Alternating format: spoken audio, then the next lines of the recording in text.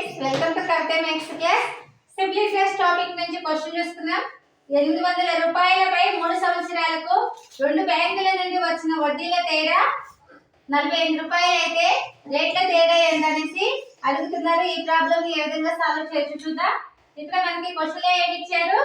800 రూపాయలపై 3 సంవత్సరాలకు రెండు బ్యాంకుల నుండి వచ్చిన వడ్డీల తేడా ఇచ్చారు. 45 రూపాయలు ఇచ్చారు. అయితే రేట్ల మధ్య తేడా అనేసి అడుగుతున్నారు. ఏ విధంగా సాల్వ్ చేయాలి చూద్దాం. మనకి ఫార్ములా ఇచ్చేద్దాం. ఫార్ములా వచ్చేసి difference equal to PTR by 100. ఇక్కడ R అంటే R1 మైనస్ R2 ని తీసుకోవాలి.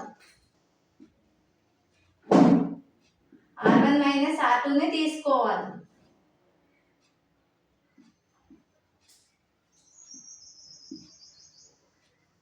ఇక్కడ డిఫరెన్స్ ఎంత ఇచ్చారు? వడ్డీల తేడా ఎంత వచ్చింది? 45 రూపాయలు. డిఫరెన్స్ వచ్చేసి ఇక్కడ వాల్యూస్ రాస్తున్నాం. డిఫరెన్స్ వచ్చేసి 48 రూపీస్. ప్రిన్సిపల్ వచ్చేసి ఎంత? ప్రిన్సిపల్ వచ్చేసి 800 రూపీస్. టైం వచ్చేసి 3 సంవత్సరాలు.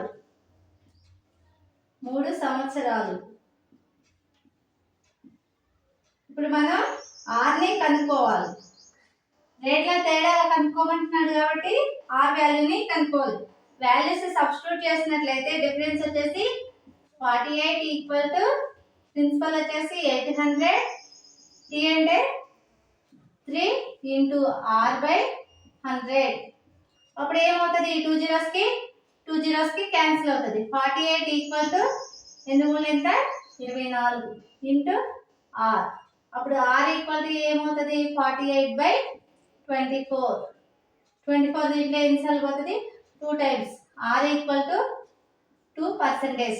రేట్ల మధ్య తేడా వచ్చేసి రేట్ల తేడా ఈక్వల్ టు ఎంత వచ్చింది మనకి? ఆన్సర్ 2%. ఇది మనకి ఆన్సర్ అవుతుంది.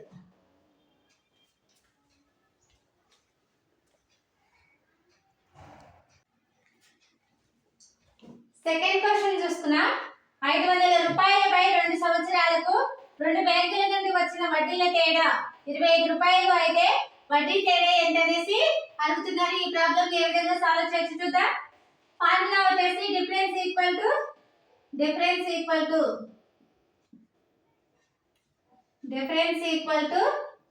PTR by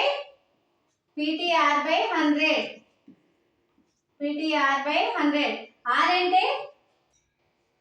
R అంటే R1 మైనస్ R2 ని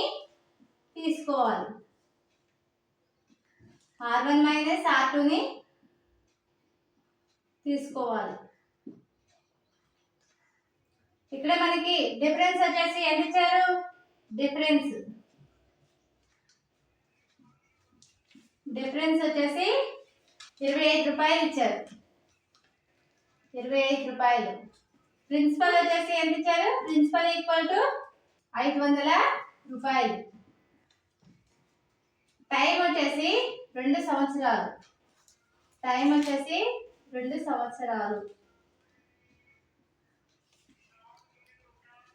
ఇక్కడ మళ్ళీ R రేట్ల మధ్య తేడా కనుక్కోమంటున్నారు. ఇక్కడ డిఫరెన్స్ వచ్చేసి ఎంత?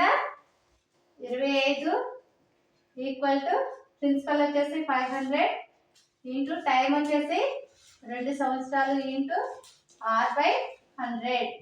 అప్పుడు ఈ 2 zeros కి క్యాన్సిల్ అవుతుంది. అప్పుడు 25 ఈక్వల్ టు ఏమవుతుంది? 10 into R.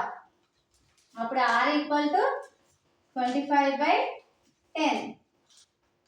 R equal to ఎంత వస్తుంది మనకి? 2.5%. ఇది మనకి ఆన్సర్ అవుతుంది. ఆన్సర్ వచ్చేసి 2.5%.